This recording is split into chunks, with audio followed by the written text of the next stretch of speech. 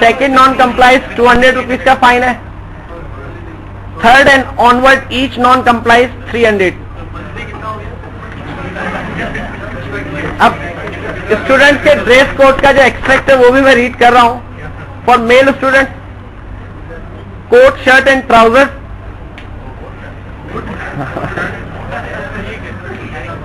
With neck tie और shirt and pants with neck tie, और कमीज कुर्ता एंड शलवार कमीज भी और कुर्ता भी दो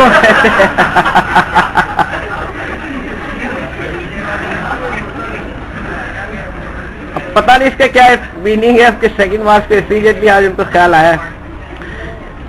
और वो भी कमीज या कुर्ता में शलवार के साथ विद वेस्ट कोट चाहिए उनको, ठीक है ना। आपको ये किस तरह से समझ रखिएगा। और फिर ऑल कंसर्न में प्लीज, और फीमेल के लिए मैं उसमें रीड नहीं कर रहा, उसमें उन्होंने कंपलसरी जो रखा है चादर और दुपट्टा, तो वो जो है बेसिकली आपके पास कंपलसरी उसमें है। ये मैं थोड़ा सा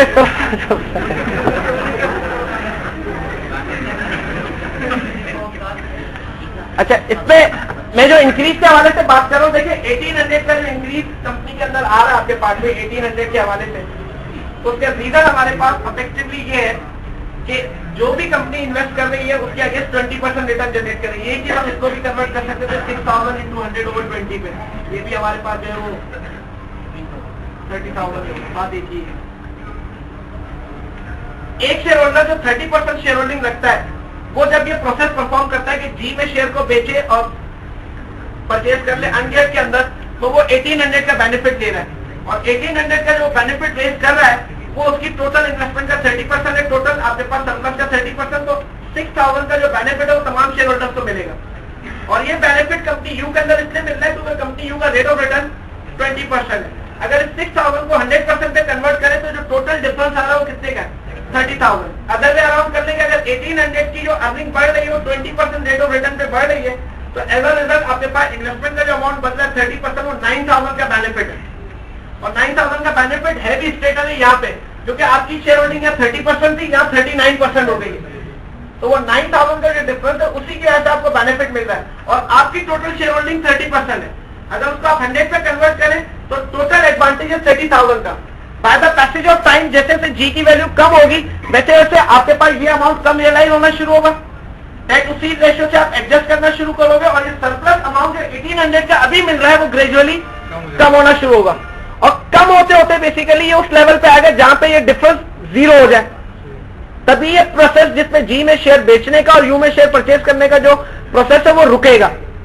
उससे पहले ये स्टॉप नहीं होगा क्योंकि सरप्लस हमको नजर आ रहा होगा शेयर होल्डर्स को जो कि जी के अंदर मौजूद है। अब ये प्रोसेस कब जाकर रुकेगा, तो क्लियरली हम इस परसेंटेजेस की मदद से लिख रहे हैं कि अगर 1800 का रिटर्न 30% शेयर पे मिल रहा है तो तमाम शेयर होल्डर को 6000 का बेनिफिट होगा अगर वो जी में शेयर बेच के ट्रांसफर कर ले अपनी शेयर होल्डिंग यू में।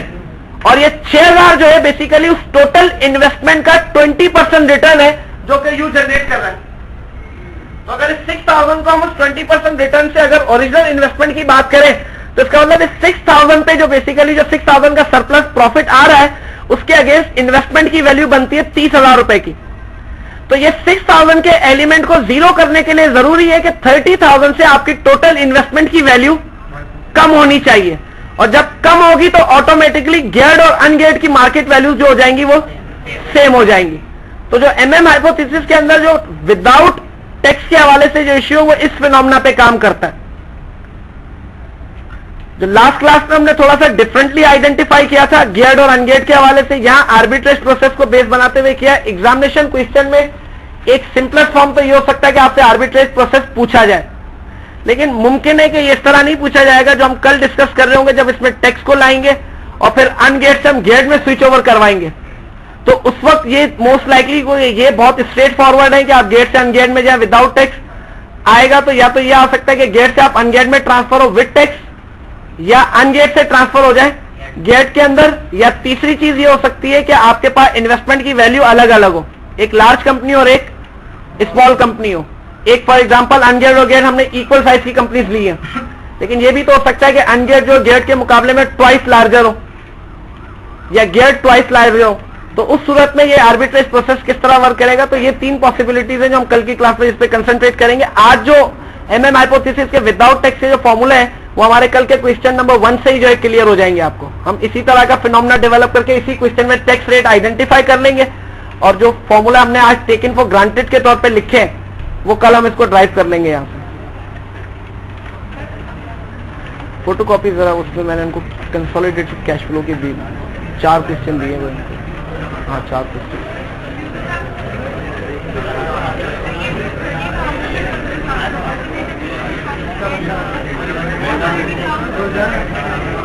$130,000 से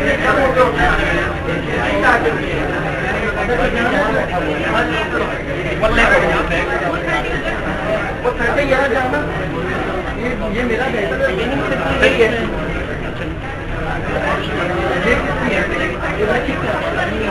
वो रेट नहीं करेगा,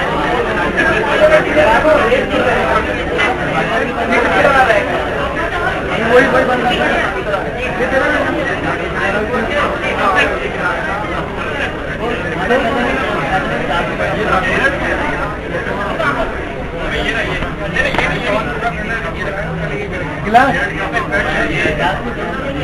वीडियो में मैं बोल रहा हूँ ना, वीडियो